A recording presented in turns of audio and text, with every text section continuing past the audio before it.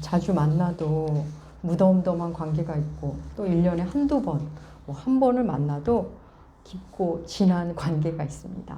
많은 말을 주고받지 않아도 깊은 내 속마음을 이렇게 나누게 되는 사람이 있고, 그렇게도 많은 말을 나누었지만 그냥 공허한 마음으로 돌아오게 되는 그런 만남도 있습니다.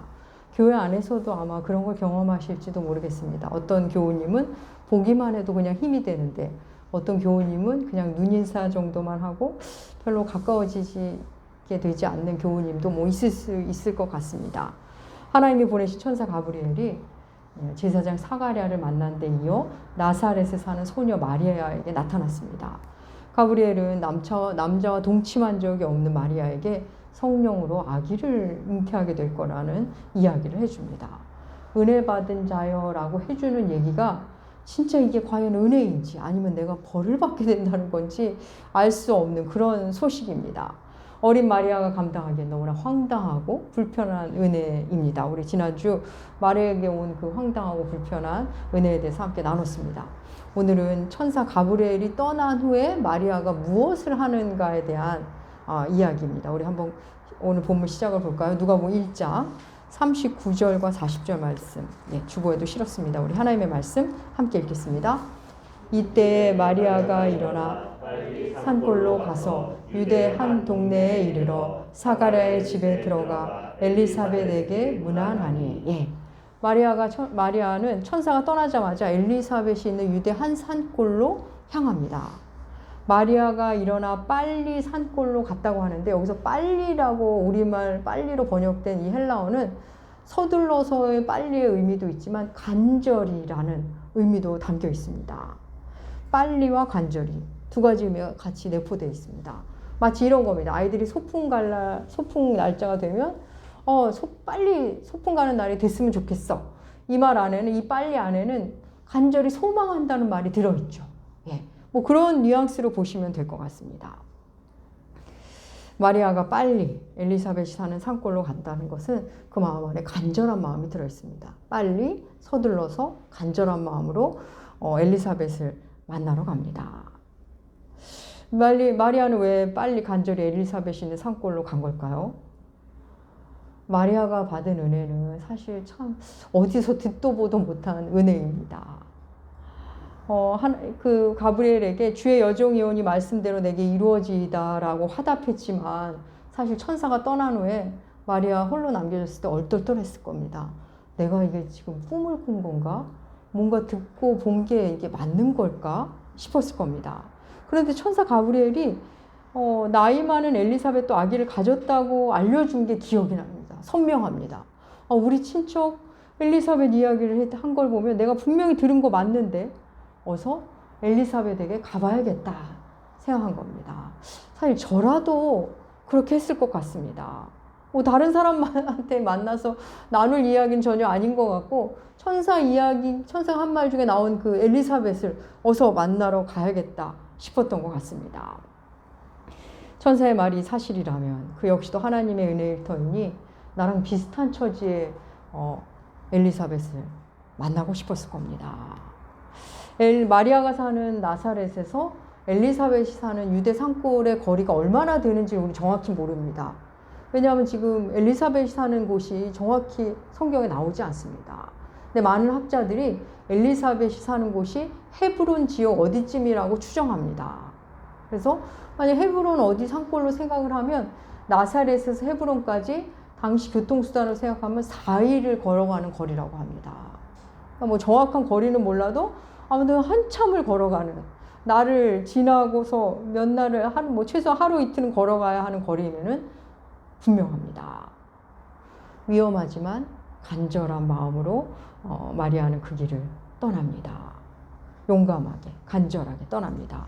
엘리사벳을 만나서 뭘 해야겠다는 생각은 아마 없었을 겁니다. 그냥 무작정 일단 엘리사벳을 만나봐야겠다는 마음 하나로 그는 길을 떠납니다. 드디어 엘리사벳 집에 도착하여 마리아가 엘리사벳에게 문안합니다. 우리 그 장면 함께 볼까요? 누가복음 1장 41절과 42절 말씀. 우리 함께 읽겠습니다. 엘리사벳이 마리아가 문안함을 들으매 아이가 복중에 뛰노는지라 엘리사벳이 성령의 충만함을 받아 큰 소리로 불러 이르되 여자 중에 내가 복이 있으며 내 태중의 아이도 복이 있도다. 예. 마리아가 문안 인사를 하자 마리아의 목소리를 듣고 엘리사벳에 있는 태중의 아이, 그러니까 요한이죠. 요한이 기뻐서 움직인답니다. 뛰논답니다. 보통 임신 5개월이면 태동을 느끼는데 6개월이 됐으니 뭐 충분히 감지할 시기입니다. 엘리사벳 뱃속의 아이가 마리아의 음성을 듣고 뛰노는 일. 여러분 어떻게 이런 일이 일어날 수 있을까요? 가브리엘이 엘리사벳의 남편 사가랴에게 나타났을 때 네 안에 엘리사벳이 아들을 낳을 거야. 그 아이가 모태로부터 성령의 충만함을 받는다고 말했습니다. 그 모태로부터의 성령 충만함의 첫 증거가 바로 이 태동, 이 뛰놈입니다. 엘리사벳의 태중의 아이는 뛰놀고 엘리사벳은 성령의 충만함을 받아 마리아에게 축복의 말을 하죠. 여자 중에 내가 복이 있고 내 태중의 아이가 복되다 이런 말을 합니다. 이 말은 이 표현은 사실은 최상급 표현입니다. 여자들 중에 내가 가장 복이 있고 아이들 중에 네 복 중에 아기가 제일 복되다라는 표현입니다. 근데 엘리사벳의 축복은 여기서 그치지 않습니다. 우리 이어서 한번 읽어볼까요?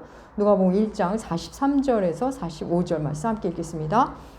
내 주의 어머니가 내게 나아오니 이 어찌 된 일인가? 보라, 내 문안하는 소리가 내 귀에 들릴 때에 아이가 내 복중에서 기쁨으로 뛰놀았도다. 주께서 하신 말씀이 반드시 이루어지리라고 믿은 그 여자에게 복이 있도다. 아멘. 엘리사벳은 마리아가 나타나자 마리아에게 말하죠. 내 주의 어머니가 내게 나아오니 어찌 된 일인가? 여러분 엘리사벳과 마리아는 친척입니다. 나이로 보면 그 당시 나이로 볼 때 엘리사벳은 마리아에게 할머니 뻘 되는, 그러니까 할머니와 손녀 정도 되는, 엘리사벳에게 마리아는 손녀뻘 되는 그런 나이입니다. 그런데 엘리사벳이 한참 나이 어린 마리아에게 내 주의 어머니라고 표현을 합니다. 여러분 어떻게 이럴 수 있을까요? 엘리사벳이 성령의 충만함으로 마리아를 알아본 겁니다. 성령이 아니시고는 도무지 나올 수 없는 반응입니다. 엘리사벳은 임신 후에 숨어서 홀로 지냈습니다. 세상을 향해서는 귀와 눈을 닫고 입을 닫고 오로지 하나님만 바라보며 살았습니다. 엘리사벳은 지금 그 어느 때보다 하나님의 임재에 민감한 상태입니다. 그럼 엘리사벳의 이런 반응에 마리아는 또 어땠을까요? 마리아는 깜짝 놀랐을 겁니다. 그러면서 나에게 어마어마한 일이 일어나고 있구나. 하나님이 나를 주의 어머니로 택하신 것 맞는가 보다. 아니, 맞구나. 확신하게 되었을 겁니다. 그리고 자신의 이 두려움과 연약함을 아시고 엘리사벳을 통해 이렇게 말씀해 주시는 하나님의 그 사랑에 감복했을 겁니다. 그 기쁨으로 마리아는 마리아 찬가라는 다음 주에 살펴보겠는데 하나님을 향한 찬양을 합니다. 다음 주에 살펴볼 겁니다. 여러분 마리아와 엘리사벳 이 두 여인의 상황이 지금 어떻습니까? 한 여인은 나이 많아서 아기를 가질 수 없는 나이인데 아기를 갖게 되었고 다른 한 여인은 한 어린 소년인데 남자와 동침한 적이 없는 여인인데 아기를 갖게 될 거라는 여인입니다. 하나님은 또 사람들을 하나님께 돌아오는 일을 할 거라고, 다른 하나님은 지극히 큰 자의 아들이라 일컬음을 받을 거라고 이미 천사를 통해 이름도 정해진 상태입니다. 좋은 일인지 안 좋은 일인지도 모르겠고 앞으로 어떤 일이 펼쳐질지도 모르겠고 누군가 얘기하면 다 미쳤다고 할 그런 상황입니다. 아무와도 말씀을 나눌 수 없는 그런 두 여인이었습니다. 여러분 우리는 말씀을 읽으면서 성경 속에 일어나는 일을 너무나 추상적인 사건으로 우리와는 전혀 무관한 일로 읽곤 하는데 여러분 그래서 자꾸 우리의 삶과 동떨어진 책으로 생각하는데 그렇지 않습니다. 우리가 생각하는 여러 가지 것들을 이미 경험한 사람들의 이야기입니다. 사랑하는 여러분, 엘리사벳과 마리아 그들에게 지금 십자가의 길이 시작된 겁니다. 좋은 일인 것 같기도 하고 힘든 일인 것 같기도 하고 기쁜 것 같기도 한데 또 무겁기도 하고 내가 선택한 것이 아닌 길, 그렇죠. 하나님이 분명히 정하고 인도하시는 길, 분명한 것은 남들과 다른 길이 시작되었다는 것. 그래서 앞일을 예측할 수 없다는 것. 사랑하는 여러분, 우리의 십자가 길도 여러분 이렇게 시작됩니다. 내 영혼이 예수를 만나고 그분의 사랑을 알게 되는 것은 매우 기쁜데 그분을 깊이 만나고 그분을 따라가는 길에는 반드시 십자가가 있습니다. 엘리사벳도 마리아도 그 십자가의 길에 들어선 겁니다. 여러분, 십자가의 길에 들어선 사람은 십자가의 길에 들어선 사람을 서로 알아봅니다. 엘리사벳 태중의 요한이 예수의 어머니 마리아의 음성을 듣고 기뻐 뛰노는 것처럼 서로를 알아봅니다. 엘리사벳이 마리아를 내 주의 어머니로 알아봤습니다. 마리아는 엘리사벳을 통해 위로를 받고 힘을 얻습니다. 십자가의 길을 가는 사람들은 서로의 교제를 통해 힘을 얻고 위로하고 격려합니다. 성령의 인도하신 가운데 함께 있기 때문에 하나님 나라를 위해 함께 그 길을 가기 때문입니다. 정혼한 기간에 임신을 한 수치스러운 여인인데 돌에 맞아 죽을 사람으로 취급을 받을 사람인데 엘리사벳은 마리아에게 여자 중에 최고로 복되도다라고 이야기하고 있습니다. 뱃속의 아이를 통해 성령의 역사를 몸으로 느낍니다. 우리 오늘 본문에는 안 나오지만 누가복음 1장 맨 끝에 보면 누가복음 1장 56절에 보면 마리아와 엘리사벳이 석 달, 그러니까 3개월간 함께 지냈음을 알 수 있습니다. 마리아에게도 엘리사벳에게도 이 석 달은 아주 달콤한 시간이었을 겁니다. 하나님 이야기를 깊이 주고받고 서로를 사랑하고 서로를 아끼고 앞으로 일어날 일에 대한 기대도 갖게 되고 두려움이 조금씩 기대로 바뀌어가는 그런 석 달이었을 겁니다. 여러분, 이 석 달의 경험이 앞으로 일어날 일을 대비하는 큰 자양분이 되었을 겁니다. 여러분, 우리는 요즘 요한복음을 통해 예수를 육체로 아는 것과 영으로 아는 것에 대한 묵상을 합니다. 주께서 그런 얘기를 자꾸 하시죠. 그런 식의 표현을 하십니다. 여러분, 예수를 육체로 안다는 게 무슨 의미일까요? 예수를 그냥 나사렛 출신이고 마리아가 결혼 전에 낳은 아들로 보고 요셉이란 목수의 아들로 보는 거, 뭐 대단할 것 없는 사람으로 보는 게 예수를 육체로 아는 거, 육체로 판단하는 겁니다. 그렇다면 영으로 안다는 것은 그 육체를 뛰어넘어 보는 겁니다. 왜 나사렛 출신이어야 했는지, 왜 동정녀 탄생이어야 했는지 말씀을 통해 예수가 하늘로부터 보냄받은 분이라는 거, 이 땅에 오신 그리스도를 알아가는 게 영으로 하는 겁니다. 여러분, 예수를 그저 육체로 만나는 사람은 예수를 믿는다고 하면서도 교회 생활을 그렇게 하면서도 예수의 영에 대한 기대가 없습니다. 그들이 하는 기대라는 것은 그저 이 땅에서 조금 더 잘 사는 것, 조금 더 편하고, 조금 더 건강하게, 좀 더 원하는 것을 갖고 사는 것 정도로만 신앙생활을 합니다. 근데 예수를 영으로 아는 사람은 예수의 그 삶 이면을 보듯이 자신의 삶 역시 보이는 것 너머의 이면의 삶이 있음을 알기 시작합니다. 여러분, 우리가 사람들과의 교제 속에서, 만남 속에서 누군가를 통해서는 실망을 했다고 합니다. 그 사람 그럴 줄 몰랐어, 실망이야 하기도 하고, 누군가를 통해서는 그 사람이 그렇게 또 좋을 줄 몰랐어, 훌륭할 줄 몰랐어 하면서 기쁘게 의아해합니다. 여러분, 우리가 왜 사람들을 보면서 왜 실망을 하고 왜 힘겨워하고 또 의아해하는 걸까요? 여러분, 우리가 사람을 육체로 보기 때문입니다. 나를 실망시키고 나를 아프게 한 그 사람이 다른 누군가에게는 너무나 좋고 훌륭한 멋진 사람일 수 있습니다. 또 반대로 내가 그렇게 좋아하고 따라다니고 흠모하는 그 사람, 다른 누군가에게는 정말 형편없는 사람, 실망스럽고 상처 주는 사람이 될 수도 있습니다. 우리가 기대하고 실망하고 좋아하고 미워하는 그 모든 것, 실은 서로를 육체로 보기 때문입니다. 모두 내 중심, 내 감정 중심, 내 시야 중심이기 때문입니다. 여러분, 예수 그리스도를 육체로 판단하지 않고 영으로 만나는 사람은 이제 내가 만나는 사람을 육체로 보지 않고 그 이상을 보게 됩니다. 그래서 당장 보이는 것만으로 그에 대해 아는 것이 전부이냐 상대를 판단하지 않습니다. 마리아와 엘리사벳, 이 두 사람이 육체로 본다면 뒤늦게 아이를 갖게 된 나이 많은 할머니에 가까운 아줌마, 그리고 결혼하기 전에 아이를 가진 맹랑한 소녀일 뿐입니다. 그런데 그 너머에 하나님의 놀라운 은혜가 흐르고 있습니다. 이 두 사람이 그것을 서로 보고 있는 겁니다. 엘리사벳과 마리아는 그들의 처한 상황이 어떠하다. 아니, 그 처한 상황 때문에 그 안에 하나님의 계획이 있고 섭리가 있다는 것을 알고 서로 기뻐하며 좋아합니다. 사랑하는 여러분, 우리가 예수님을 구주로 모시면 그냥 교회를 왔다 갔다 뭐 그런 신앙생활 말고요. 정말 예수를 내 삶의 주인으로 받아들이고 내 삶의 왕으로 모셔드리면 우리 안에 예수가 옵니다. 예수가 온 겁니다. 내 인격 안에 예수라는 인격이 들어옵니다.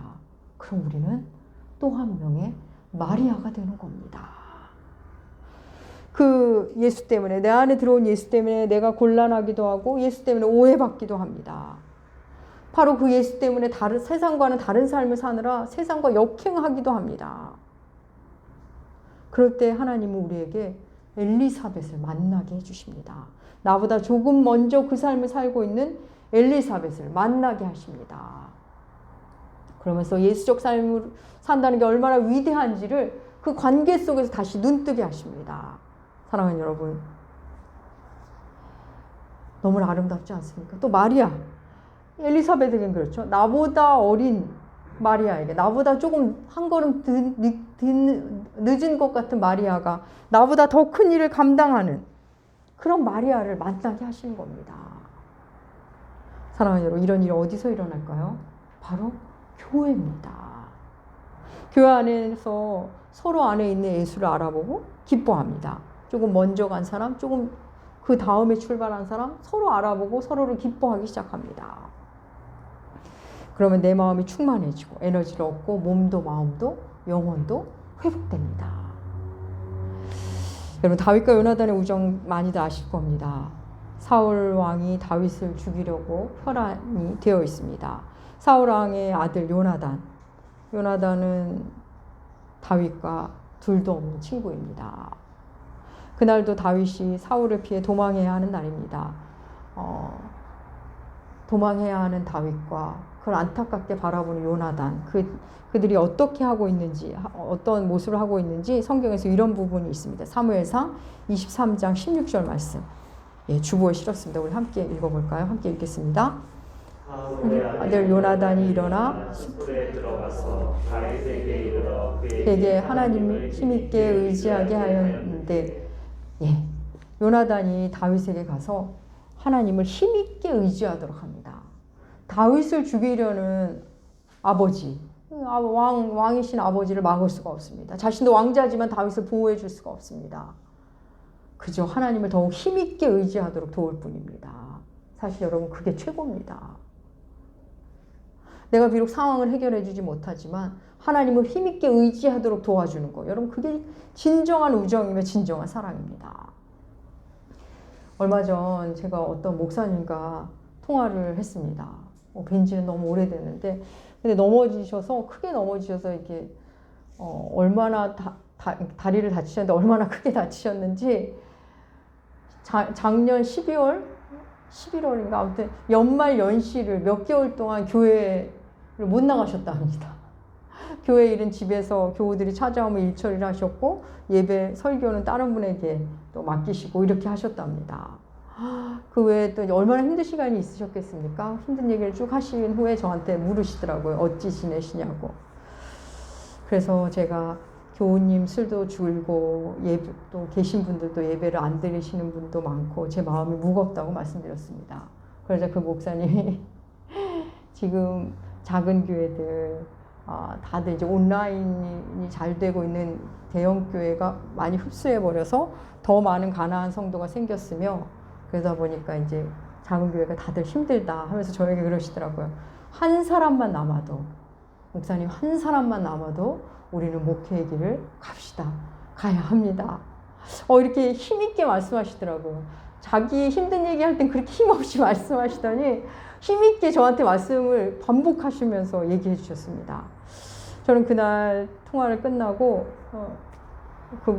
한 사람만 남아도 이렇게 힘있게 말씀하는 하신 목사님의 큰 감사함이 컸습니다. 한 사람, 너무너무 귀한 한 사람, 주님의 귀한 양임을 하나님이 그분을 통해 내게 들려주셨구나. 다시 하나님을 힘있게 의지하라고 그 목사님과 통화를 하게 하셨구나라는 생각이 들었습니다. 네. 또 우리 주님은 또 어떤 관계를 맺으시는지 볼까요? 우리 주님이 복음서에 보면 사람들과 함께 계시면서 가르치실 때 주님의 어머니와 동생들이 주님을 찾아옵니다. 그래서 사람들이 주님께 말하죠. 당신의 어머니와 동생들이 찾아왔습니다. 그럴 때 주님이 이렇게 답하십니다. 마가복음 3장 33절에서 35절 말씀 우리 함께 읽겠습니다.